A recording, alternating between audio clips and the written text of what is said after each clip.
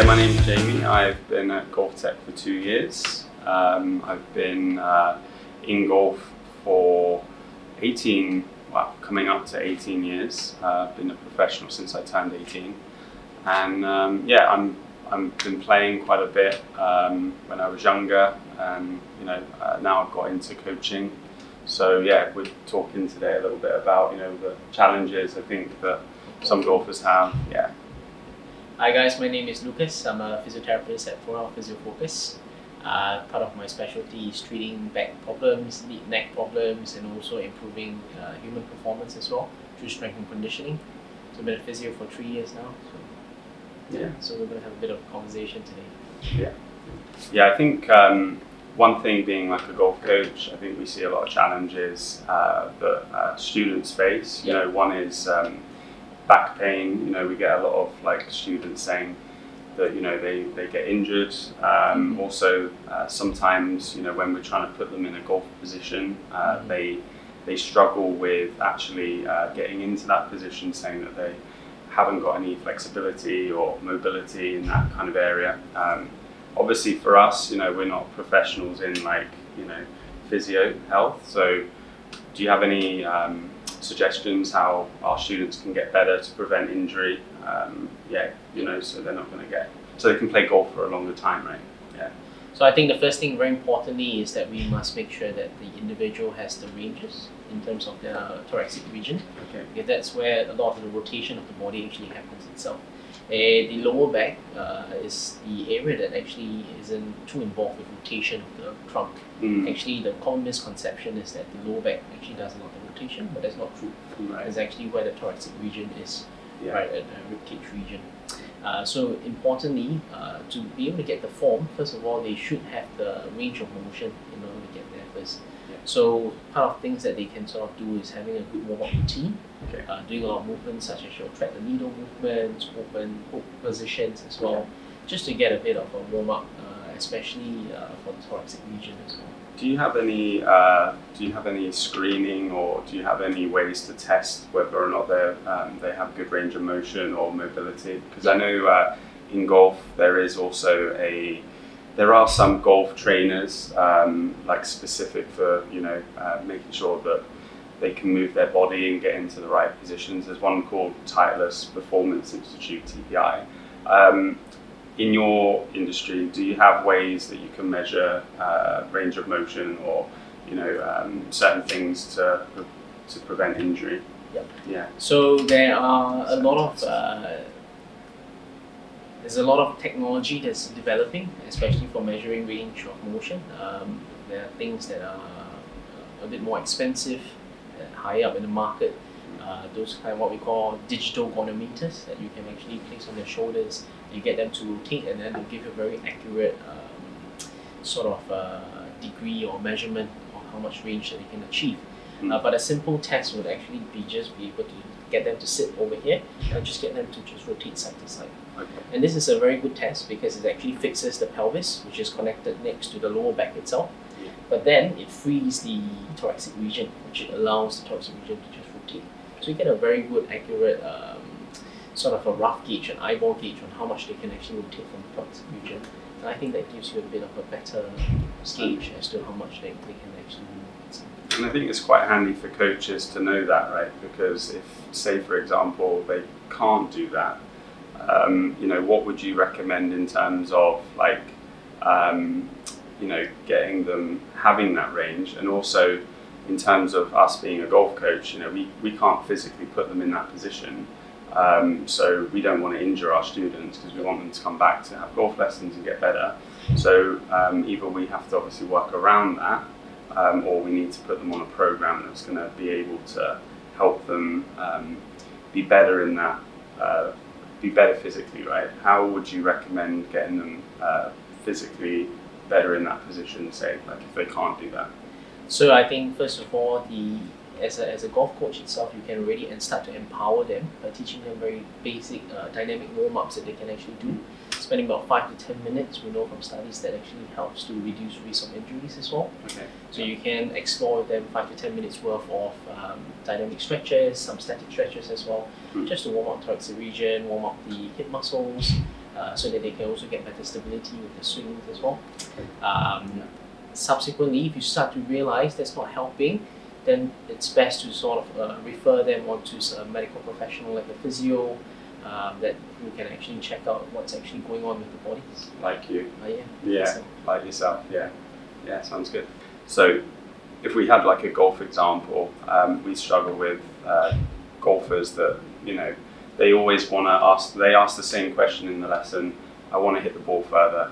You know, in some ways, you know, we understand that, you know, to hit the ball further, you need to be able to move the club faster, you need to swing faster. Yeah. You know, if they're very limited in what they can do, you know, how, is there any way that you can, you know, or maybe you can like explain like how a golfer or somebody can move their body faster without injury? For example, I know that if in the golf swing, if you turn a lot faster and you can move faster, you'll be able to transfer that energy into the ball and the club, which will make you hit the ball further. Yep. If someone's very stiff and can't move their body very dynamically, what ways would you like suggest to get them moving their body quicker that can help them hit the ball further? Yeah. So pertaining to your question, first things first, in clinic, what I would see is actually, do they have good range of motion in the thoracic region? Okay, because part of developing that kind of swing and speed and power is that they must have the range to be able to go through the range of motion. Yeah. Because if the range of motion is actually limited, then they don't have that kind of pathway to drive the swing. Second thing I'll actually look at is actually the stability of the hips as well as the stability of the knees and ankles as well. Are they stable throughout the swing? How's the single leg stance looking like?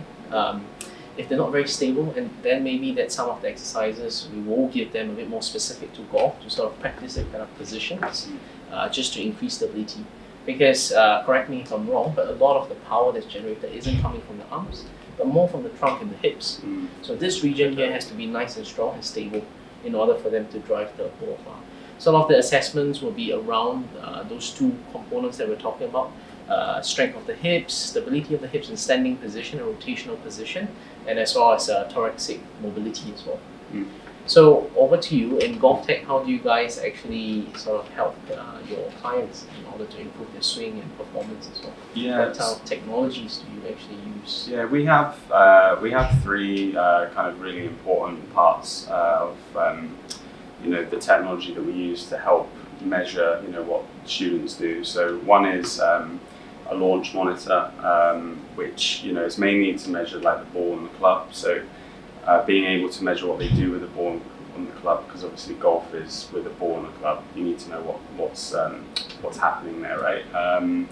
To be able to see what the outcome of the shot's going to be. But in terms of the body, we have an OptiMotion system, which is made in the US. It's cameras that actually measure how the body moves at certain moments of the golf swing. So at GOLFTEC, we measure the swing in 9 positions. So position 1 would be the starting position, position 9 would be like the finish. So you have positions in between, and we can kind of identify how that body is moving at certain moments. So we have a color code system. Green is what the best players in the world do on average, so it's a tour average system. So we do face some challenges because, you know, we can see how the body moves. Sometimes they can't get it to green, right? You know, so it could be like a red number, for example. One example would be that their sways, so from like a lateral movement from like side to side, you know, they move away in their golf swing. We know that the best players move towards the target when they hit the ball, which helps them hit like the ball first in the ground. So yeah, it's great for us to be able to identify how a golfer can move their body, because we have the technology to do that. But we're not professionals in your field, but we can put them on like a program to help them physically get better at being able to get into those positions. We just have some students that really struggle to get into those positions because physically they can't do it. Yep. So I think being able to work with, you know, ProHealth, making sure that like we can collab, you know, helping each other out, that we can get our students making sure that they can obviously play better golf, and also injury prevention. I think that's like one thing, because we do get a lot of students where, potentially that they'll come in, they'll try a position and they just can't do it. So being able to identify how the student moves, I think would be really beneficial to, I think, both parties, right? Yep. Yeah, but that's how we measure the body's movement in the golf swing, is through our OptiMotion cameras, very high advanced cameras that, show us how they move at certain moments of the swing. Yeah, and I'll be happy to show you, right? So so get you on the camera and we'll show you how it's how it's doing. Because I know you play golf, right? So yes, yeah, so we can do that. Do you actually get a lot of golfers that come to ProHealth? Do you get a lot of golfers that come to ProHealth? Well, I have a fair number of golfers that come to see me. Treated a wide range of different injuries. Some as absurd as a patient falling over in the greens and then fracturing his knee as well. Yeah, okay. So I've really seen a wide range of different kind of conditions. What's the funniest one? That one. Oh yeah. He tripped over his own foot and then he rode down the little slope and fractured his knee. Right, He's walking around with a fractured knee. But he's okay now. It's okay. For a disclaimer, So he did his total knee replacement and now he's back to playing golf. Okay. So it's good. Yeah. Yes. And what's the most common injury that you see from golfers? Mainly a lot of lower back pain. But every once in a while we've got patients coming with shoulder pain, elbow pain as well. Yes. What kind of injuries do you normally face as a coach? Yeah, we see quite a lot of like back pain. We see a lot of students that they do complain a little bit in terms of that they can't get in a position, right? But obviously, as a coach, we're trying to move them into a certain position to help them, hit the ball better, right? But in terms of injuries, we see back pain, we see golfer's elbow, also sometimes ankle mobility. I've seen a couple of students where they can't move their ankle in a certain way, so they kind of hang back on their foot. So we see a lot of those different types of injuries, and actually sometimes as well because of the injury prevention.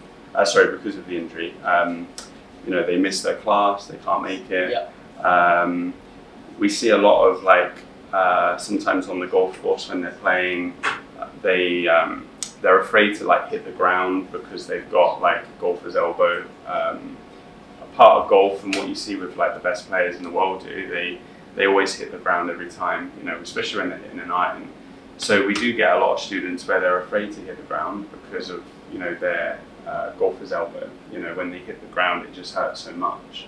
So do you have a program that can help golfers with golfer's elbow? What would you recommend on that? So I think the first important thing is to maintain an open communication between the coach and the physio as well. Because through the joint collaboration of our expertise, that's how we can better manage our clients better. The second thing is that there's a lot of different ways that we can approach this. Many injuries, they take a bit of time to heal, maybe about 2 to 4 week periods if it's not too serious. So in the meantime, we don't want them to sort of stay away from golf. Because what happens is that you see these clients or patients, they go into what we call a weak pain cycle. It's painful, they take a break, they come back, they're weaker than where they started off. So a few things that we can sort of work on is, can we modify the discomfort? Can we perhaps change the way they swing? Can we perhaps change the technique or change their stance in certain ways? The other thing that we can sort of explore is a bit of KT tapes or adhesive tapes to give a bit of security to the elbow, or maybe also collaborate with the coaches to see is there some warm-up routines specifically tailored to the client itself that they have to sort of perform before they actually come for their classes itself. So I think using these 3 different methods, that's how we better optimize their performance as well. Great, that's great answer. I think for us as well, we do, because we have our model, which is tour average. We see students, that we're trying to get them into a certain way. What's your kind of view on in terms of being able to get a student's body moving in the same way? Would you say somebody that's taller versus somebody that's shorter are going to be able to move their bodies differently. They may have slightly different injuries, or how would you tackle like someone that's like really tall versus maybe someone that's shorter if they have, say, like back pain, or would you treat the injury just the same across the board? Well, in terms of the differences, that's a very good question right there. In terms of the differences in height, from my experience is that with taller patients, you might want to get them a bit more stable from their ankles and as well as the hips and core as well. Right, just because the center of mass is very far, higher high up. Yeah. So that's something that I would focus a little bit more for taller patients as well. Yeah. They don't necessarily have to move as much to get that kind of rotation, but the center of mass has to be much stronger. Yeah. But for shorter patients, I would see a lot more on the thoracic mobility. I also see a lot on their core strength as well, to see if they can actually generate the kind of rotational forces that they need to generate to achieve the kind of range. So would you agree that because everybody's body is different, Yep. everybody has different strengths and weaknesses, so do you think that the golf coach should be able to tailor a program to the individual that's standing in front of them, or do you think we should try and get them swinging the same swing all the same time? Do you think that could harm certain individuals being able to, if we're learning a certain method, if we're trying to teach that same method throughout, different heights, different weights, say, different mobilities, do you think we could potentially be causing them injuries, going through their learning process of like getting better at swinging a club? So I think a lot of that is also based from your experience and also your expertise as well, as to what the optimal swing should be and what the optimal form should be. There's more and more research coming up, especially for a lot of different other areas of activities as well, such as running. Is that form actually doesn't really matter that much. Form doesn't matter, Everyone has different proportions to their body, different femur lengths, different shoulder length, different arm lengths as well. So it really is up to the coach's discretion as to how the client should be swinging. As much as the technology can help you perfect their swing, it's also your touch that actually helps to fine tune their movement on the field itself. So it's not like a one fits all. One size fits all. It's really very customized, and it's also based on your relationship and understanding of what kind of problems they're sort of facing. That helps you. I certainly agree with that, because I think there are coaches out there that just believe in one model, one swing mechanics, one kind of system, and I really believe that the way an individual moves is very different, from like you move different to the way I move. So if I'm trying to just get you to stand in this same position, trying to get you moving your body in the same as me, I think that we're not doing the customer justice, right? Because I think we're not maximizing their full potential. I know from experience through further learning that to be able to hit the ball further, you need to move your center of mass a lot quicker and in a certain way. I know that for shorter individuals, it's harder because obviously their center of mass is harder to move, right? But and you were touching upon that, in terms of back pain. I think you were saying the taller person has the center of mass higher, so you're looking at more mobility in the ankles and more stability as well. So it's really interesting actually to hear that. But I think that's really good. I appreciate that. So no, it was great obviously talking, and I think like I learned I learned a lot more about what physios do to help our golfers. I think one thing is how can we like stay in touch with each other to make sure that our students are getting the best service from both GOLFTEC and PROHEALTH. What do you think we could do better? How can we work together better? So very lovely talking to you as well. I think I learned quite a few things from you as well today. The first thing I think we can sort of work better together is through constant communication. You have a pool and wealth of expertise, and likewise on my end as well. and sharing knowledge across. That's how we sort of come together and come to a consensus on what's best for the patient. Second thing is also, we can also share with you exercises and mobility routines, seminars, training seminars to actually guide you and the trainers through how to actually work better with clients that have range restrictions. Teaching them very basic foam rolling exercises that they can do as warm-ups, or mobility exercises as warm-ups, and also certain quick fixes that doesn't necessarily warrant the attention of a physio, but that you guys as coaches can actually start working on them first, and if you have further difficulty, then put them onto a physio itself.